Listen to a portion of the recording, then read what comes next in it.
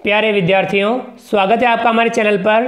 विद्यार्थियों, आज की कक्षा में हम समझेंगे प्रवाह कार्यपुस्तिका हिंदी कक्षा 6 एवं 7 के अंतर्गत कार्यपत्रक 30। आइए शुरू करते हैं।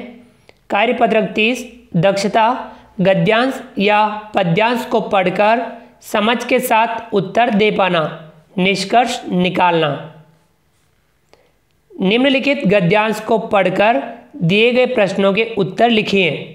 गद्यांश पढ़ना है और नीचे दिए गए प्रश्नों के उत्तर लिखने हैं। पहले गद्यांश पढ़ लेते हैं।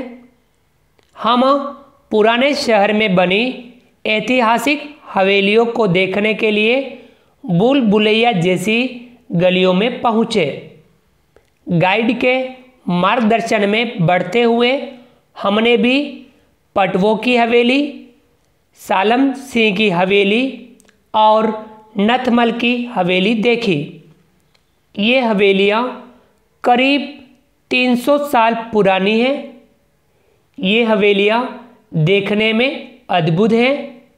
ये हवेलियाँ गर्मियों में ठंडी और जाड़ों में गर्म रहती हैं। जाड़ों यानी सर्दी। अब हमें इन प्रश्नों के उत्तर देने हैं।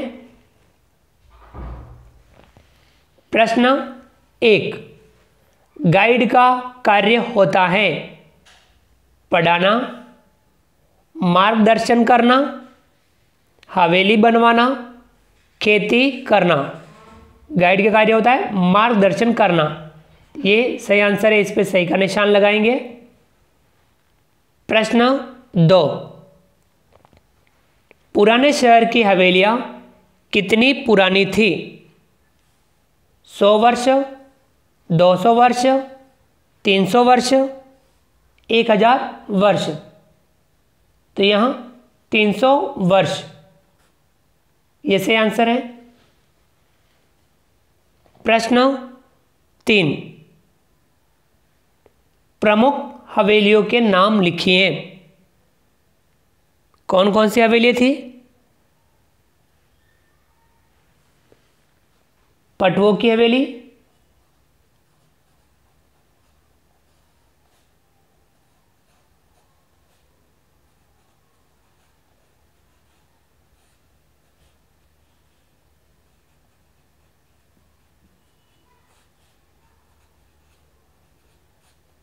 सालम सिंह की हवेली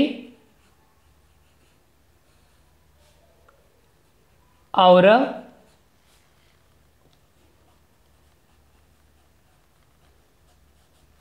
नथमल की हवेली।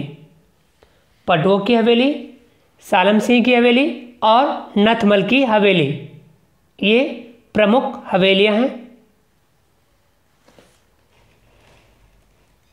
चलिए आगे बढ़ते हैं।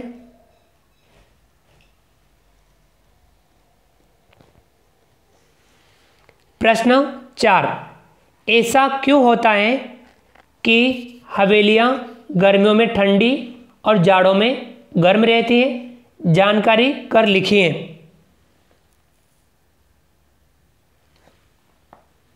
तो इसमें हम लिखेंगे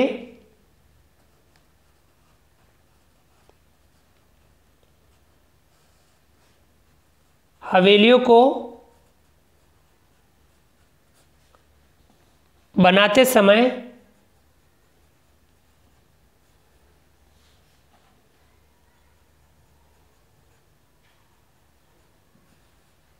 मौसम के अनुसार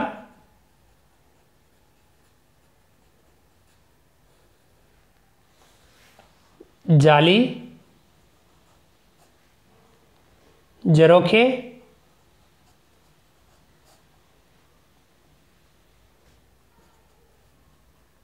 बनाए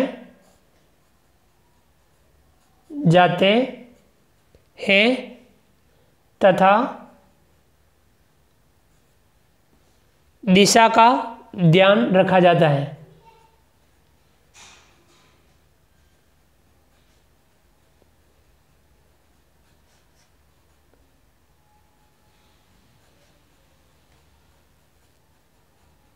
इस कारण से हवेलियाँ गर्मियों में ठंडी और जाड़ों में गर्म रहती हैं।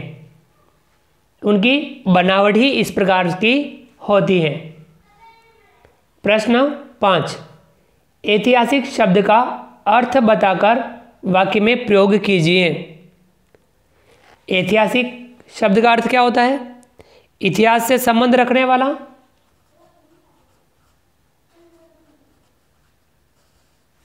इतिहास से संबंध रखने वाला। वाक्यों में प्रयोग करेंगे हम।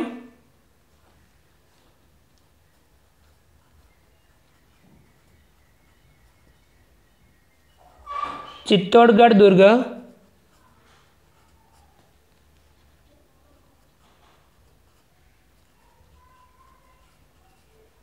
ऐतिहासिक दृष्टि से महत्वपूर्ण है। चित्तौड़गढ़ दुर्ग ऐतिहासिक दृष्टि से महत्वपूर्ण है। ये इसका वाक्यों में प्रयोग किया। चलिए विद्यार्थियों आगे बढ़ते हैं।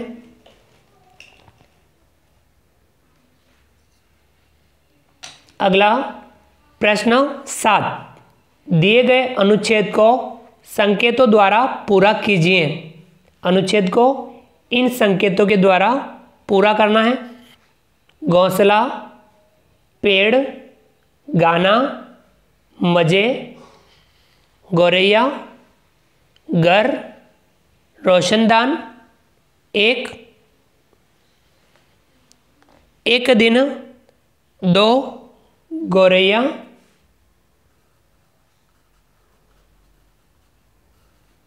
सीधी, घर के अंदर घुस गई और रोशनदान पर जा बैठी। दोनों बड़े मजे से गाना गा रही थी। एक ने नीचे देखा और चींची करने लगी। वह उड़कर पेड़ पर जा बैठी जहां उसका घोंसला था। इसे एक बार वापस पढ़ेंगे। एक दिन 2 गौरैया सीधी घर के अंदर घुस गई और रोशनदान पर जा बैठी। दोनों बड़े मजे से गाना गा रही थी। एक ने नीचे देखा और चींची करने लगी। वह उड़कर पेड़ पर जा बैठी जहां उसका घोंसला था। तो विद्यार्थियों इस प्रकार से हमने कार्यपत्रक 30 को समझा। आप भी इस कार्यपत्र को समझिए और इसका समझते हुए अभ्यास कीजिए और सुंदर राइटिंग में अपनी नोटबुक में लिखेंगे और इसका अभ्यास करेंगे। उम्मीद करता हूं कि आपको आज का वीडियो पसंद आया होगा। वीडियो को लाइक कीजिए, चैनल को सब्सक्राइब कीजिए और अधिक से अधिक साथियों, विद्यार्थियों, मित्रों तक वीडियो शेयर जरूर कीजिए। मिलते हैं अगली क्लास में नए वीडियो, नए कंटेंट के साथ में। तब तक के लिए थैंक यू, धन्यवाद, जय हिंद, जय भारत। आपका दिन शुभ रहे। Thank you.